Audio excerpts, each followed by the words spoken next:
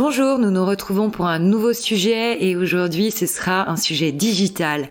Nous allons parler de notre navigation web et plus spécifiquement de l'impact énergétique de nos recherches. Alors en effet, nos requêtes sur le web auront plus ou moins d'impact selon le temps de recherche qu'on va y consacrer et le nombre de pages qu'on va voir. On peut déjà minimiser notre impact en consultant nos historiques pour retrouver des pages qu'on a consultées récemment par exemple, ou encore en entrant l'URL exacte d'un site dans la barre d'URL lorsqu'on le connaît.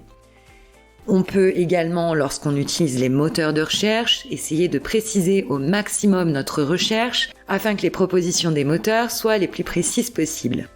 Enfin, lorsqu'on consulte fréquemment un site sur Internet, on peut également penser à l'inclure dans nos favoris ou encore le mettre en signet plutôt que de rechercher à chaque fois ce fameux site via un quelconque moteur. Cela permet de nous diriger plus facilement et plus directement vers le site au moment où on en a besoin.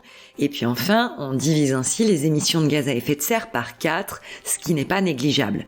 Il faut savoir que le matériel utilisé compte également. Ainsi, selon l'ADEME, une recherche d'1 minute sur Internet consommera 100 watts sur un ordinateur fixe, 20 watts sur un ordinateur portable et seulement quelques watts sur une tablette ou encore sur un smartphone.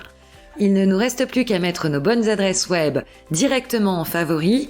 Nous vous souhaitons une excellente journée et nous vous retrouvons demain pour un nouvel éco-geste.